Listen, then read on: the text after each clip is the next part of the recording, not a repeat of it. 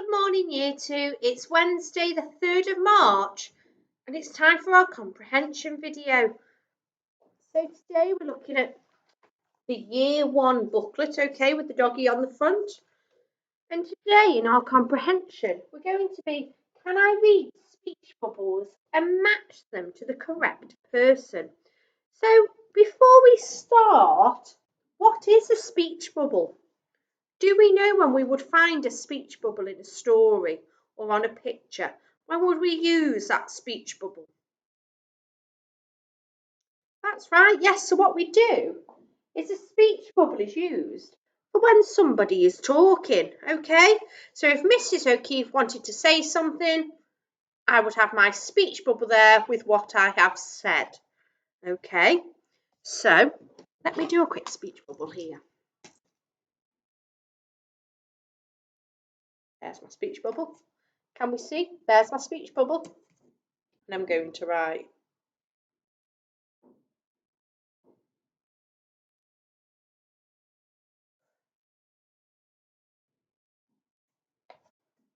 You see, it's saying, hello, Year 2, because that's what I'm saying. Hello, Year 2. So that's our speech bubble.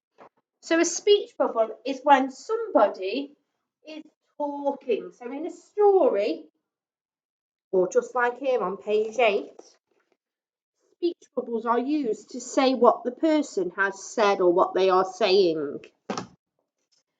So let's move down. I've got Mrs. Beckett here. Okay, Mrs. Beckett is saying something. In her speech bubble are some words, and it's what she is saying. This speech bubble is coming from her mouth, so it's what she is saying. It says, I would like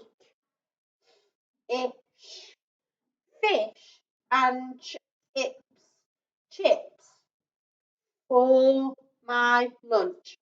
I would like fish and chips for my lunch.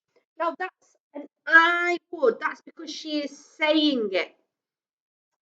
I could put Mrs. Beckett would like fish and chips for her lunch, but I wouldn't put that in a speech bubble because a speech bubble is only used when that person is speaking, when they are saying something. So I would like fish and chips for my lunch. So looking at our page, we have got different occupations. Different occupations.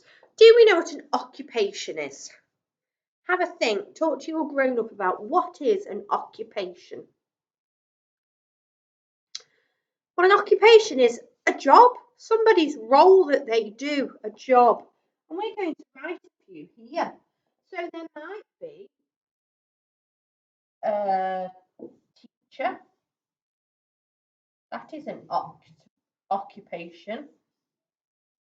A teacher. It could be what about a nurse?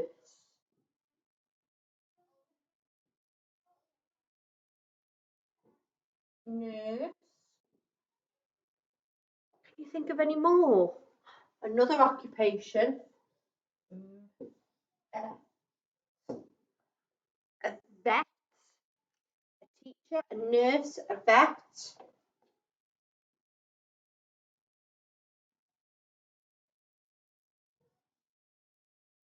A shop assistant. What else? A police officer.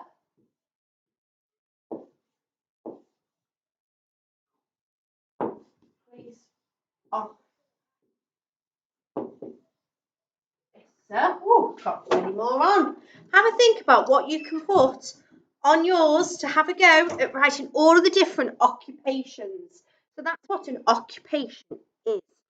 Now, on page 8, we have got different occupations down the side, but there are speech bubbles next to it. So I'm going to pop it under the visualizer and we can have a look at what speech bubbles are and what they're saying. So here, can you see that okay? Yeah, super. So here, we've got a hose. Looks like there might be a firefighter, okay? Firefighter. And this says, I cook food. I cook food. Do we think that speech bubble belongs to that firefighter? Would a firefighter cook food? Let's see what else we've got. There's a lady here and she's got one of these pens in her hand. And she's got some number sums next to her. What do we think her occupation might be? That's right, I think she might be a teacher. And then here we've got somebody, looks like an omelette or a pizza in their pan, and a cooking utensil. So what we need to do is you need to work out which speech bubble belongs to which person. So I cook food. Who is that? Who will be saying I cook food out of those occupations? Have a think, join them up. This one says, I put out fires. I put out fires. Who do we think is going to put out fires? This one, I teach children. And then there's another person here. Can we see? They've got a tooth in their hand and a toothbrush. And this speech bubble says, I look at people's teeth. So it's really important that we read those speech bubbles and match them up to the correct person for the correct occupation. So the first one we can do, can't we? I look at people's teeth. Well, as a teacher, I don't fancy looking in your mouths and looking at your teeth because teeth make me go, ooh, I don't like wobbly teeth. We know that. So which one out of these four will be comfortable looking at people's teeth? That's right, it'll be the dental nurse or the dentist, won't it? So have a go at matching those up for me, okay?